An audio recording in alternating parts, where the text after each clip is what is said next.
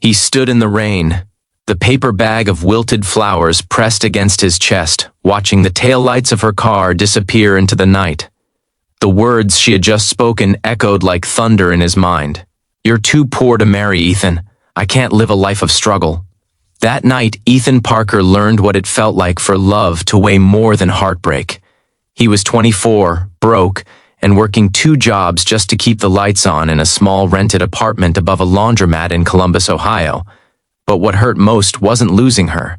It was the way she looked at him, like his worth could be measured by his bank balance. If you believe true kindness always finds its way back, please tap the like button now and subscribe to support more stories like this. Ethan's mornings began at 5:30 a.m. in a downtown coffee shop, serving regulars in suits who never looked him in the eye.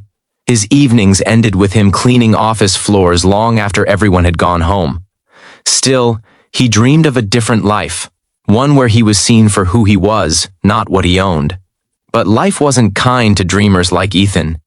His shoes had holes, his phone screen was cracked, and his old pickup coughed every morning before starting. Yet, every time he passed someone sleeping under a bridge or sitting with a cardboard sign, he'd stop and share whatever he could. Half a sandwich, a few bucks, a smile. He often told himself, "You don't need much to give a little."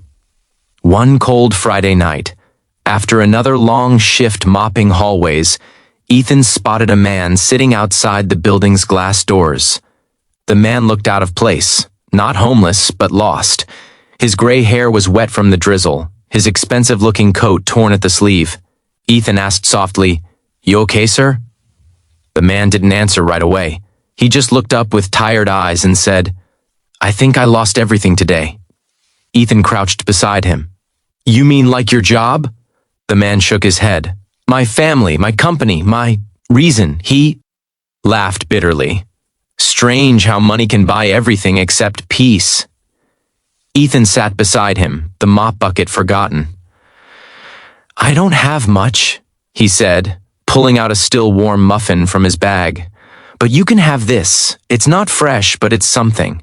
The man hesitated, then took it with trembling hands. "You'd share with a stranger?" Ethan smiled faintly. "Guess I know how it feels to be invisible." The man's eyes softened. "What's your name, son?" "Ethan. Ethan Parker." The man nodded slowly, studying him like he was seeing something rare. "Ethan Parker," he repeated, as though trying to remember it. "I won't forget that." Ethan shrugged, not realizing his small act of kindness had just changed the course of his life. Weeks passed. Life went on as usual: work, bills, exhaustion. Until one morning, as Ethan arrived at the coffee shop, a sleek black car pulled up to the curb. A sharply dressed woman stepped out, holding an envelope. "Ethan Parker?" she asked. He nodded warily. "I'm from the law offices of Wallace and Hennings. You're requested to appear for a private meeting at the office of Mr. Richard Hennings." Ethan frowned. "The Richard Hennings? The CEO of Hennings Industries?" She nodded. "Yes, sir. He insists it's urgent." Ethan's mind spun. Why would a billionaire CEO want to see a janitor? Later that afternoon, Ethan sat awkwardly in a glass-walled conference room high above downtown Columbus. The city looked small from up here, almost like the world belonged to someone else. Then, the door opened. In walked the same gray-haired man he'd shared a muffin with weeks ago. But now he was in an immaculate navy suit, every trace of the lost man gone. "Ethan," he said with a warm smile, extending a hand. "It's good to see you again." Ethan's mouth fell open. "You're him." "Richard Hennings," the man confirmed. "You met me on a night I just lost faith in people. My son had betrayed me, my board had voted me out, and I thought the world had gone cold. Then you, someone who had nothing, offered me kindness without expecting a thing." He gestured for Ethan to sit. "I spent days trying to find you. Do you know how rare genuine kindness is?" Ethan shook his head, still stunned. "Sir, I just gave you a muffin. It wasn't much." Richard smiled. "To me, it meant everything." Then his tone shifted. "Ethan, I'm rebuilding. The company, my life, everything. I want you to be part of it." Ethan blinked. I don't understand. Richard leaned forward. You will start as my personal aide. You'll learn business from the inside. You'll live on the property, travel with me, and I'll pay you more than you've ever made. Ethan stared at him, disbelief written all over his face. Why me? Richard's reply was simple. Because wealth without character is empty. And I've spent a lifetime around people who only cared about my money. You're the first person in decades who cared about my humanity. The next year changed Ethan's life completely. Under Richard's mentorship, he learned everything about business, finance, leadership, ethics. He traveled to conferences, sat in boardrooms, and even addressed company employees.